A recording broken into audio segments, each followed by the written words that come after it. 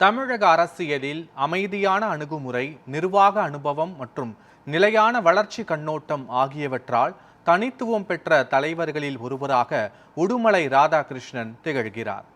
1965ஆம் ஆண்டு டிசம்பர் 16ஆம் தேதி கோயம்புத்தூர் மாவட்டம் பொள்ளாச்சியில் பிறந்த அவர் வணிக பட்டப்படிப்பு முடித்தவர். கோவையில் உள்ள என்ஜிஎம் கல்லூரியில் கல்வி பயின்ற காலத்திலேயே சமூக பணிகளில் ஈடுபட்டு பொதுமக்கள் பிரச்சனைகளை நெருக்கமாக அறிந்து கொண்டவர். அதிமுகவில் இணைந்து தனது அரசியல் பயணத்தை தொடங்கிய அவர் அடித்தள நிலை பொறுப்புகளில் இருந்து படிப்படியாக உயர்ந்தார். கோவை புறநகர் மாவட்ட இளைஞர் செயலாளர், திருப்பூர் மாவட்ட செயலாளர், தேர்தல் பிரிவு செயலாளர், அமைப்பு செயலாளர் உள்ளிட்ட பல்வேறு முக்கிய பதவிகளை வகித்து கட்சியில் வலுவான அடித்தளத்தை உருவாக்கினார். 2011ஆம் ஆண்டு உடுமலைப்பேட்டை சட்டமன்ற தொகுதியில் போட்டியிட்டு முறையாக சட்டமன்ற உறுப்பினராக தேர்ந்தெடுக்கப்பட்டார். தனது முதல் பதவிக்காலத்திலேயே மக்கள் நலன் சார்ந்த பணிகளில் ஈடுபட்டு தொகுதி மக்களிடையே நம்பிக்கையை பெற்றார். 2016ஆம் ஆண்டு மீண்டும் அதே தொகுதியிலிருந்து வெற்றி பெற்ற அவர் தமிழக அரசில் வீடமைப்பு மற்றும் நகர்ப்புற வளர்ச்சித்துறை அமைச்சராக பொறுப்பேற்றார்.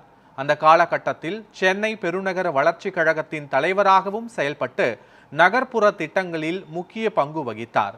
பின்னர் 2017 முதல் 2021 வரை கால்நடை பராமரிப்புத்துறை அமைச்சராக பணியாற்றிய அவர் கால்நடை வளர்ச்சி மற்றும் பால் உற்பத்தி மேம்பாட்டில் பல்வேறு திட்டங்களை செயல்படுத்தினார். சேலம், தேனி மற்றும் உடுமலைப்பேட்டை பகுதிகளில் புதிய கால்நடை மருத்துவ கல்லூரிகள் தொடங்குவதில் முக்கிய பங்கு வகித்தார். அவரது அமைச்சரவை காலத்தில் சென்னை மாநகர வளர்ச்சி எல்லையை விரிவுபடுத்தும் திட்டம், கிளாம்பாக்கம் பேருந்து நிலைய திட்டம் போன்ற முக்கிய அடிக்கோடிடப்பட்ட வளர்ச்சி முயற்சிகளும் முன்னெடுக்கப்பட்டன. கிருஷ்ணபிருந்தா என்பவரை திருமணம் செய்துள்ளார். இவர்களுக்கு ஜெயபிரணிதா என்ற மகளும் நிவாஸ்ரீ என்ற மகனும் உள்ளனர். குடும்ப ஆதரவு அவரது அரசியல் வளர்ச்சியில் முக்கிய பங்காற்றியதாக கூறப்படுகிறது. மொத்தத்தில் அடித்தள அரசியலில் இருந்து அமைச்சரவை நிலை வரை உயர்ந்த உடுமலை ராதாகிருஷ்ணனின் பயணம் திட்டமிட்ட உழைப்பு, அனுபவம் மற்றும் நிர்வாக திறன் ஆகியவற்றின் சேர்க்கையாகும். மக்கள் சேவையை மையமாக கொண்டு செயல்பட்ட அவர் தமிழக அரசியலில் அனுபவமிக்க தலைவராக தொடர்ந்து திகழ்ந்து வருகிறார்.